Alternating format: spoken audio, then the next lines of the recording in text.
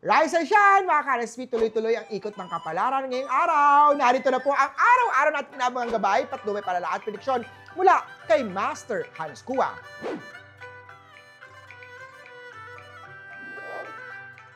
Simulan natin sa mga pinanganak ng Year of the Rat. May darating na mensahe na muling magpapatibok ng puso mo. Sundin ang hulos ng puso, pero gamitin din ang wisdom ng isip. Green at 4. Kay Ox naman tayo, hindi mo inaasahan pero may perang darating ngayong araw. Mahalaga na huwag agad gastusin ang dagdag na swerte na ito.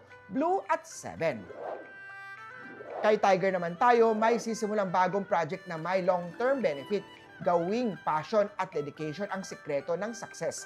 Yellow at 1. Kay Rabbit naman tayo, magpakita ng tulong ang isang tao sa trabaho o negosyo. Huwag mahiyang tumanggap ng assistance. Red at 5.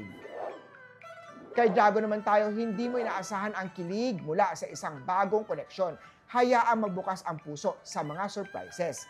Orange at 2. Kay Snake naman tayo, maaaring mapagkatiwalaan sa bagong tungkulin. Ipakita ang leadership at competence mo. White at 6. Ito naman, Care of the Horsey. Nasa iyo ang spotlight ngayong araw. Ipakita ang best version ng iyong sarili at maging confident dito. Green at 9. Kay Goat naman tayo, may panibagong training o seminar na makakadagdag ng knowledge mo. Gamitin ito para umangat. Yellow at 8. Kay Monkey naman tayo, may matutuklasan mas efficient na paraan sa trabaho. Ito ang susi sa mas magaang na araw. Red at 3.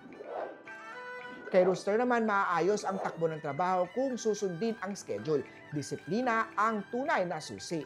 White at 7. Kay Dog naman, may kasamahang mag-aalok ng tulong. Tanggapin ito dahil magbubukas yan ng mas mabigat o mas magandang oportunidad. Blue at 5.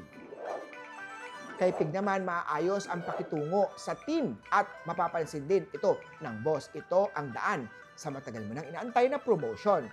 Green at 6. Muli po, ito po yung mga gabay lamang ni Master Hans Kua. Nasa inyong mga kamay nakasalalay ang inyong tagumpay. Think positive at i-manifest ang success, mga ka-RSP.